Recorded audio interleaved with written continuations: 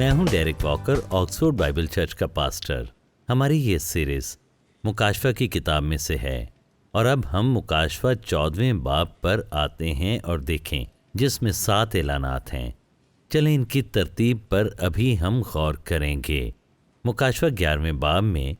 ان واقعات کا ذکر ہے جو 7واں نرسنگا پھونکے جانے کا باعث بنیں گے مصیبتوں کے وسط میں۔ خصوصاً ہم 2 گواہوں کی خدمت کو یہاں پر دیکھتے ہیں جو ہیکل میں خدمت کریں گے اور جو معجزات دکھائیں گے اور پہلے 6 نرسنگوں کی آفتوں کا اعلان کریں گے۔ اور پھر مخالف مسیح آئے گا اور عہد کو توڑے گا اور وہ 2 گواہوں کو قتل کرے گا جب وہ اپنی خدمت مکمل کر چکے ہوں گے، اور ان کی لاشیں ہیکل میں پڑی رہیں گی اور ساری دنیا یہ دیکھے گی، اور 3.5 دن کے بعد خدا انہیں زندہ کرے گا اور وہ آسمان پر اٹھا لیے جائیں گے، اور یہ ان کی منادی کی تصدیق ہوگی، کیونکہ وہ منادی کریں گے کہ مسیح مر گیا اور پھر وہ تیسرے دن جی اٹھا، اور ان کی یہ منادی اس طرح ثابت ہوگی اور بہت سے اس کی وجہ سے ایمان لائیں گے، خصوصاً اس وقت اسرائیل میں سے۔ اس وقت مخالف مسیح اس اقدام کو واپس لے گا اور ہیکل میں تباہی کی مکروہات قائم کرے گا، اور یہ ایماندار یہودیوں کے لیے ایک اشارہ ہوگا کہ وہ بھاگ جائیں، اپنی حفاظت کے لیے وہ بھاگیں، کیونکہ یسوع نے انہیں خبردار کیا تھا کہ یہاں سے بھاگ جانا، کیونکہ یہ بڑی مصیبتوں کا شروع ہی ہے۔ یہ تاریخ کا بدترین وقت ہوگا، خصوصاً یہودیوں کے لیے اور تمام ایمانداروں کے لیے۔ تو وہ جلد از جلد بھاگیں گے، اور مکاشفہ 12ویں باب میں بھی یہ بیان ہوا ہے کہ عورت یردن میں حفاظتی مقام کی طرف بھاگتی ہے، جہاں پر وہ بقیہ 3.5 سال تک محفوظ رہے گی، یعنی 1260 دن تک وہ وہیں پر محفوظ رہے گی۔ اور ہم یہ دیکھتے ہیں کہ یہ مکاشفہ کی کتاب کے 12ویں باب کا اصل موضوع ہے، اور ہم نے دیکھا کہ ایمانداروں کے لیے 30 دن کا ایک موقع ہوگا کہ وہ اس جگہ کی طرف بھاگ جائیں، اور اس دوران ہی مخالف مسیح عالمی سطح پر اپنی آمریت قائم کرے گا اور حیوان کی چھاپ کو متعارف کروایا جائے گا۔ ان 30 دنوں کے اختتام پر عورت محفوظ مقام پر جا چکی ہوگی اور مخالف مسیح اپنی بادشاہی کو قائم کرے گا، اور پھر ہم آخری 1260 دنوں میں داخل ہوں گے جہاں پر مخالف مسیح اپنی عالمی طاقت کو عمل میں لائے گا، لیکن وہ عورت یعنی بنی اسرائیل جو بھاگ گئے تھے بیابان میں محفوظ رہیں گے۔ اور ہم یہ دیکھتے ہیں مکاشفہ 13واں باب مخالف مسیح کو بیان کرتا ہے، اور یہ اس کے مرنے اور جی اٹھنے پر مرتکز ہوتا ہے۔ ساری دنیا اس پر حیران ہوگی، اور پھر ابلیس اسے دنیا کی سلطنتوں کی پیشکش کرے گا، اور جب وہ اسے قبول کرے گا، یسوع نے اس پیشکش کو ہم جانتے ہیں کہ ٹھکرا دیا تھا، مگر مخالف مسیح اس پیشکش کو قبول کرے گا، اور پھر وہ ابلیس کے مکمل طور پر زیر اثر ہوگا، اور اسے بڑی طاقتیں ملیں گی، یعنی ابلیسی طاقتیں اسے حاصل ہوں گی، اور یہ سب چیزیں اسے جلد اپنی بادشاہی قائم کرنے کے قابل بنائیں گی۔ اور مکاشفہ 13ویں باب میں اسی سے متعلق بیان ہوا ہے، اور یہ آمریت 1260 دنوں تک قائم رہے گی، یعنی 42 مہینوں تک، اور یہ 7ویں نرسنگے کے پھونکے جانے کا وقت ہوگا۔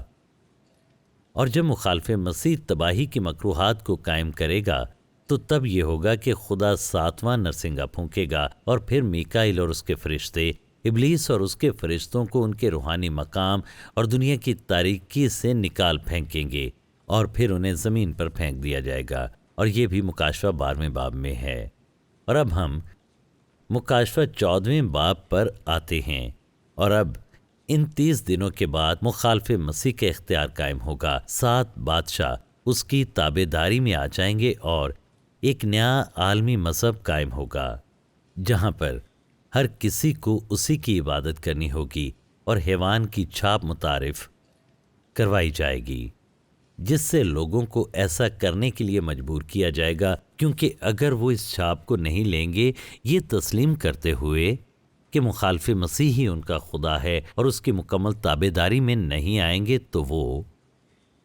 سنیں عالمی معاشی نظام سے مکمل طور پر کاٹ دیے جائیں گے۔ وہ خرید و فروخت نہیں کر پائیں گے، وہ ایک نئے عالمی نظام میں ہوں گے، ایک نئے عالمی اختیار میں، جہاں پر ابلیس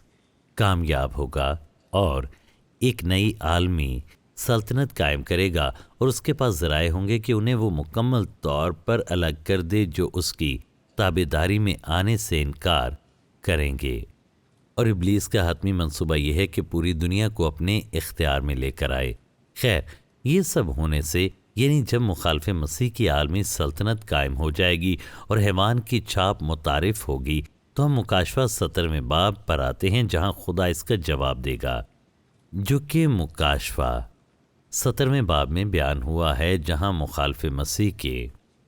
اس عمل کے جواب میں 7 اعلانات کیے جائیں گے، اور یہ ابلیس کے منصوبے کی ناکامی اور راست بازوں کی حتمی فتح کی پیشن گوئی کے طور پر ہوگا۔ یہ اعلانات دراصل ایمانداروں کی حوصلہ افزائی کے لیے ہوں گے، لیکن اس کے ساتھ ہم یہ دیکھیں گے کہ یہ دنیا کے لیے ایک حتمی تنبیہ بھی ہوگی۔ اس سے پہلے کہ وہ حیوان کی چھاپ لیں، تو یہ ان کے یہ چھاپ لینے کے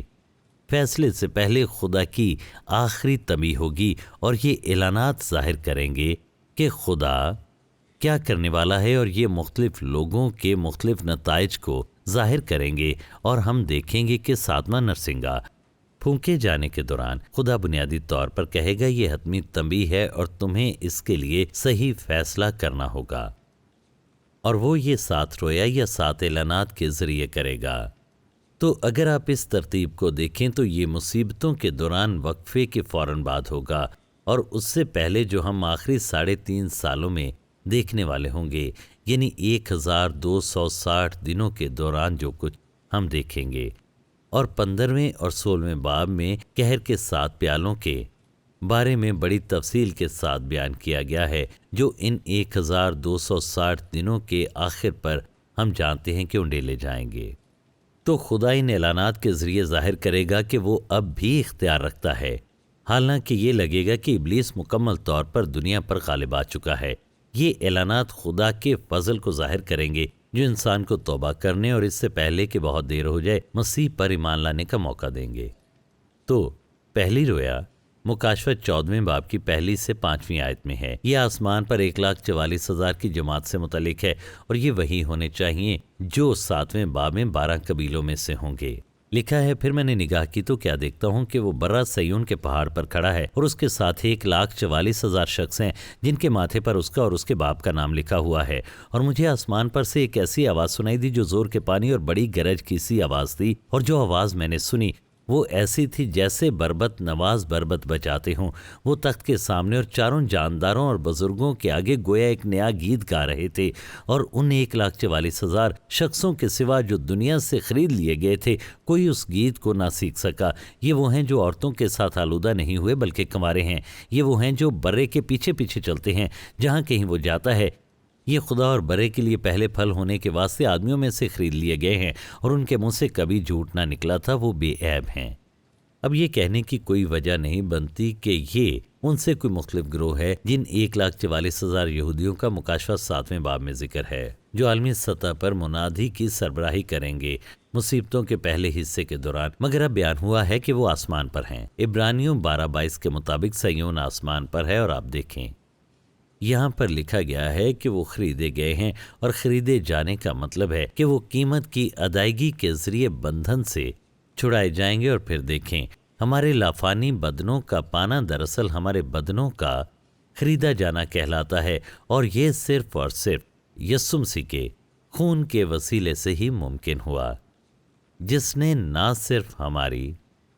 روح کو بلکہ ہمارے بدنوں کو بھی خرید کر چھڑا لیا۔ اس نے صرف ہماری روح کو نہیں بلکہ بدنوں کو بھی چھڑایا۔ تو دنیا میں سے خرید لیے گئے واضح کرتا ہے کہ انہوں نے لافانی بدن پا لیے، یعنی 1,44,000 بھی اٹھا لیے جائیں گے اسی وقت جب 2 گواہوں کو زندہ کیا جائے گا۔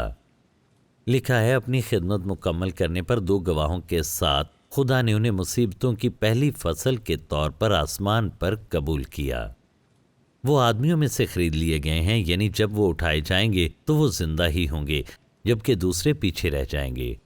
اور یہ خدا اور برے کے سامنے پہلے پھل ہوں گے، اس لیے وہ بڑی فصل کا پہلا حصہ ہوں گے جو خدا کے سامنے پیشگی طور پر پیش کی جائے گی، اور باقی فصل مصیبتوں کے دوران شہید ہونے والوں کی ہوگی جو دوسری آمد پر زندہ کیے جائیں گے۔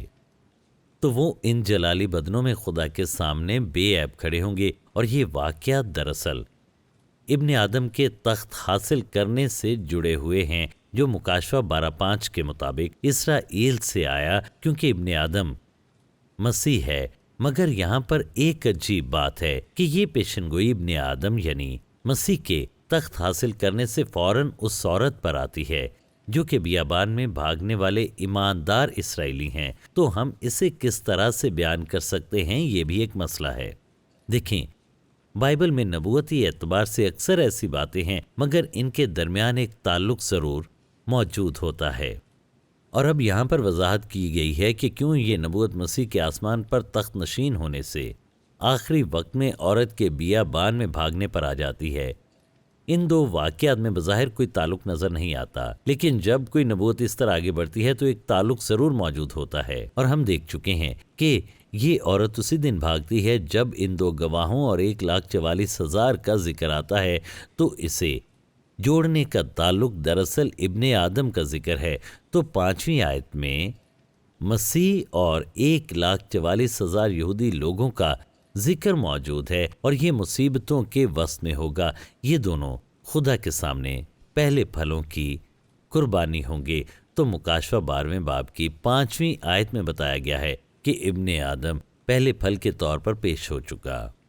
اور پھر نبوت اصل دن پر آتی ہے جب 1,44,000 جو مسیح میں خدا کے فرزند ہیں، جو اسی دن خدا کے سامنے پیش ہوں گے۔ جب یہ عورت بیابان کی طرف بھاگے گی تو ہم اس نبوت کے تسلسل کو دیکھتے ہیں۔ جب یہاں لکھا ہے کہ 1,44,000 شخص ہیں جن کے ماتھے پر اس کا اور اس کے باپ کا نام لکھا ہے، تو یہ تصدیق کرتا ہے کہ وہ زندہ حالت میں ہیں، کیونکہ مکاشفہ کے اختتام پر ہم ایمانداروں کے بارے میں بیان ہے کہ جب ہم زندہ کیے جائیں گے اور ابدی حالت میں ہمارے ماتھوں پر خدا کا نام لکھا ہوگا۔ تو دلچسپ بات یہ ہے کہ یہ وہی ہیں جن پر خدا کی مہر ہوئی تھی، اور آپ اسے مکاشفہ 7ویں باب میں دیکھتے ہیں کہ یہ ملکیت اور تحفظ کے نشان کے طور پر کی گئی تھی، اور یہ اس کی تصویر ہے کہ تمام ایمانداروں پر مہر کی گئی ہے اور ہم خدا کے ہیں۔ اسے اسی طرح دیکھیں کہ اگر مصیبتوں کے دوران آپ پر روح القدس کے وسیلے خدا کی مہر نہیں کی گئی،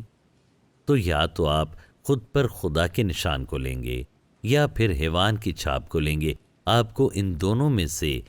ایک کو ضرور لینا ہوگا، اور اس کا انحصار آپ پر ہوگا کہ آپ کس کی مہر لیتے ہیں۔ تو یہ آسمان پر 1,44,000 کی تصویر ہے جو ان ایمانداروں کی حوصلہ افزائی کے لیے دی گئی ہے جو اب بھی زمین پر ہیں اور خدا کے ساتھ وفادار ہیں، کیونکہ ان کے روحانی باپ یعنی 1,44,000 حال ہی میں اٹھائے گئے ہوں گے، اور اب انہیں جلال میں دکھایا جاتا ہے جو بڑی فصل کے پہلے پھل ہوں گے۔ یہ نہیں کہا گیا ہے کہ اگر آپ خدا کے ساتھ وفادار رہتے ہیں، اگر آپ مسیح کو قبول کرتے ہیں، تو پھر ایک دن آپ بھی اسی طرح زندہ کیے جائیں گے اور آپ بھی جلال پائیں گے آسمان پر مسیح کے ساتھ۔ تو 1,44,000 کی یہ رویا ایک حوصلہ افزائی ہے کہ ان کے نقشے قدم پر چلے تو ہم بھی اپنی منزل پائیں گے۔ یہاں یہ بھی بتایا گیا ہے کہ یہ لوگ کہاں پر گئے، تو وہ پہلے پھلوں کے طور پر جلال میں ہیں، اور یہ خدا کی طرف سے یقین دہانی ہے کہ وہ ایماندار جو زمین پر ہیں وہ بھی جلد اٹھائے جائیں گے اور جلال کے اسی مقام پر آئیں گے۔ 1,44,000 کی خدمت میں ان دو گواہوں کے ساتھ ہی ہوگی جو 7ویں مہر کے پہلے نرسنگے سے شروع ہوتی ہے، جیسے کہ اسی دن دو گواہ اس کا آغاز کریں گے جس دن مخالف مسیح ایک عہد کرے گا، وہی پہلے نرسنگے کا دن بھی ہوگا۔ تو یہ ایک اندازہ ہے کہ مصیبتوں کا آغاز مخالف مسیح کے عہد کے دن سے ہوگا، مگر ایسا نہیں ہے۔ یہ عہد دراصل دانیل کے 70ویں ہفتے کا آغاز ہے جو کہ آخری 7 سال ہیں، لیکن مصیبتوں کا آغاز ہم دیکھتے ہیں کہ اس سے کچھ مہینے یا کچھ سال پہلے ہونا چاہیے، جس کا ذکر دانیل 9:27 میں ہوا ہے۔ تو مخالف مسیح کا عہد 70ویں ہفتے کا نقطہ آغاز ہے، لیکن مصیبتوں کا آغاز ایمانداروں کے اٹھائے جانے کے فوراً بعد غیر معین وقت پر ہو جائے گا۔ تاہم یہ عہد شاید ان مصیبتوں کے دوران چند ہفتوں، مہینوں یا سالوں میں ہو۔ یہ ضروری ہے کیونکہ آسمان پر اٹھائے جانے کے وقت بقیہ کو محفوظ کیا جائے گا، کیونکہ اٹھائے جانے اور 70ویں ہفتے کے آغاز کے دوران بہت سے واقعات ہوں گے۔ تو ایسا کچھ نہیں جو اٹھائے جانے سے پہلے ہوگا، یہ کسی بھی وقت ہو سکتا ہے۔ اٹھائے جانے اور 1,44,000 پر مہر ہونے کا درمیانی وقت غیر معین ہے، اور جو لوگ بچ جائیں گے جیسے اپوسٹیٹ چرچ کو خدا کی طرف سے رد کیا جائے گا، جیسا کہ مکاشفہ 3 باب میں مرقوم ہے کہ اسرائیل کا وقت پھر سے تب تک شروع نہیں ہوگا جب تک کہ مخالف مسیح کے عہد کے ساتھ 70واں ہفتہ شروع نہ ہو، اور یہ تب ہوگا جب 1,44,000 پر مہر ہو چکی ہوگی، اور تب پھر سے وقت کا آغاز ہوگا اور خدا کے مسح کردہ نمائندے زمین پر موجود ہوں گے، اور ایمانداروں کے اٹھائے جانے سے 70ویں ہفتے کے آغاز تک 1,44,000 پر مہر ہونے کے درمیان ایک غیر معینہ مدت ہے۔ تو چلیں دوسرا اعلان پڑھتے ہیں۔ یہ ایک فرشتے کے ذریعے خاص انجیل کا دعویٰ ہے جو انسانوں کے لیے آخری بلاوا ہوگا کہ خدا کی طرف لوٹیں جس نے سب کچھ بنایا اور اس کی عبادت کریں اس سے پہلے کہ حیوان کی چھاپ لگنی شروع ہو۔ لکھا ہے، اور پھر میں نے ایک اور فرشتے کو آسمان کے بیچ میں اڑتے ہوئے دیکھا جس کے پاس زمین کے رہنے والوں کی ہر قوم اور قبیلے اور اہل زبان اور امت کے سنانے کے لیے ابدی خوشخبری تھی، اور اس نے بڑی آواز سے کہا کہ خدا سے ڈرو اور اس کی تمجید کرو، کیونکہ اس کی عدالت کا وقت آ پہنچا ہے، اور اسی کی عبادت کرو جس نے آسمان اور زمین اور سمندر اور پانی کے چشمے پیدا کیے۔ عموماً خدا انسانوں کے انجیل کی منادی کے لیے مقرر کرتا ہے، فرشتوں کو نہیں، تو یہ اس دور میں خصوصی حالات کی عکاسی کرتا ہے۔ اب خدا اپنے ایلچیوں کو پیچھے کرتا ہے، یعنی 1,44,000 اور 2 گواہوں کو اس سے پہلے کہ آخری واقعات ہوں، اور اپنے رحم کے وسیلے خدا ایک فرشتے کو ایک بار اور انجیل کی منادی کرنے کے لیے استعمال کرتا ہے۔ یہ کھوئے ہوئوں کے لیے توبہ کی تنبیہ ہے کیونکہ آخری عدالت ہونے کو ہے۔ اب تیسرا اعلان کسبی کے ختم ہونے کو ظاہر کرتا ہے جو کہ مصیبتوں کے وسط میں ہوگا، اور یہ مخالف مسیح کی عالمی سلطنت کی حتمی تباہی ہوگی۔ لکھا ہے، پھر اس کے بعد ایک اور دوسرا فرشتہ یہ کہتا ہوا آیا کہ گر پڑا، وہ بڑا شہر بابل گر پڑا جس نے اپنی حرام کاری کی غضبناک میت تمام قوموں کو پلائی ہے۔ یہ بابل کے 2 پہلو ہیں، ایک سیاسی اور کاروباری حیوان ہے، اور دوسرا پہلو مذہبی کسبی ہے جو کہ حیوان پر سوار ہے۔ ہم اس پر بات کر چکے ہیں کہ مصیبتوں کے وسط میں کسبی جو بابل کہلاتی ہے ختم ہو جائے گی، تو یہ نبوت اس کے بارے میں بتاتی ہے جو پہلے ہی ہو چکا ہے، اور یہ کسبی ختم ہو چکی ہے، اور اس کا ذکر ہم مکاشفہ 17ویں باب میں دیکھتے ہیں۔ تاہم سیاسی حیوان کا غلبہ جاری رہے گا اگلے 3.5 سالوں تک، جب تک کہ 7واں پیالہ انڈیلے جانے پر یہ ختم نہیں ہو جاتا، اور یہ مسیح کی دوسری آمد سے پہلے ہوگا۔ اور بابل کی یہ تباہی مکاشفہ 18ویں باب میں بڑی تفصیل کے ساتھ بیان ہوئی ہے۔ تو یہ ایک اعلان ہے کہ بڑا شہر بابل یعنی کسبی کا مذہب گر پڑا، اور اسی دوران بڑا شہر بابل جو کہ سیاسی طاقت ہے تباہ ہو جائے گا، اور اس سے پہلے کہ مسیح کی دوسری آمد ہو۔ تو یہ ایک اعلان ہے کہ خدا بابل کی عدالت کرنے والا ہے، تو آپ کو اس کا حصہ نہیں بننا، آپ کو اس میں شامل نہیں ہونا۔ اب چوتھا اعلان ممکنہ طور پر سخت ترین تنبیہ ہے کہ حیوان کی چھاپ نہ لی جائے، کیونکہ اسی دوران یہ عمل میں ہوگی۔ وہ جو چھاپ لیں گے وہ آگ کی جھیل میں ابدی سزا پائیں گے۔ آئیے پڑھتے ہیں۔ پھر ان کے بعد ایک اور تیسرے فرشتے نے آ کر بڑی آواز سے کہا کہ جو کہ اس حیوان اور اس کے بت کی پرستش کرے اور اپنے ماتھے یا اپنے ہاتھ پر اس کی چھاپ لے لے، وہ خدا کے قہر کی اس خالص مے کو پیے گا جو اس کے غضب کے پیالے میں بھری گئی ہے، اور پاک فرشتوں کے سامنے اور برے کے سامنے آگ اور گندک کے عذاب میں مبتلا ہوگا، اور ان کے عذاب کا دھواں ابدالآباد اٹھتا رہے گا۔ اور جو اس حیوان اور اس کے بت کی پرستش کرتے ہیں اور جو اس کے نام کی چھاپ لیتے ہیں، ان کو رات دن چین نہ ملے گا۔ یہاں زبان بہت واضح ہے کہ سزیت یا سزا کا اختتام نہ ہوگا۔ کچھ لوگ اسے بدنوں کی تباہی سے منسوب کرتے ہیں کہ غیر ایماندار اپنا وجود کھو دیں گے، مگر انہیں اس سزیت کے درد سے آرام نہیں ملے گا، یعنی وہ مسلسل ہوش میں موجود ہوں گے۔ تو خدا واضح کرتا ہے کہ زمین پر زندگی کھونے کا عارضی درد ہمیشہ کی مسلسل سزا سے کس طرح سے مختلف ہوگا۔ ہم جہنم کے بارے میں سوچنا پسند نہیں کرتے، مگر اس حقیقت کا احساس گناہ گاروں کے توبہ کرنے کا سبب بنے گا اور ایمانداروں کے لیے اس کا کہ انجیل کی منادی کریں۔ یہاں پر لکھا ہے کہ ان سب کے لیے جو اس چھاپ کو لیں گے ابدی منزل آگ کی جھیل ہوگی۔ اب پانچواں اعلان ان ایمانداروں کی تسلی ہے جو شہید ہوئے کیونکہ انہوں نے یہ چھاپ لینے سے انکار کیا۔ یہ ان کے لیے حوصلہ افزائی ہے جنہوں نے اس چھاپ کو لینے سے انکار کیا اور خداوند میں مر گئے، وہ ابدی آرام میں داخل ہوں گے اور اجر حاصل کریں گے۔ یہاں لکھا ہے مقدسوں یعنی خدا کے حکموں پر عمل کرنے والوں اور یسوع پر ایمان رکھنے والوں کے صبر کا یہی موقع ہے۔ پھر میں نے آسمان میں سے یہ آواز سنی کہ لکھ مبارک ہیں وہ مردے جو اب سے خداوند میں مرتے ہیں۔ روح فرماتا ہے بے شک کیونکہ وہ اپنی محنتوں سے آرام پائیں گے اور ان کے اعمال ان کے ساتھ ساتھ ہوں گے، یعنی وہ اپنے اعمال کا ابدی اجر حاصل کریں گے۔ اس لیے وہ عظیم برکت کے مقام میں داخل ہوں گے کیونکہ انہوں نے موت کا خوف نہ لیا بلکہ انہوں نے شہادت قبول کی۔ اور اب دیکھیں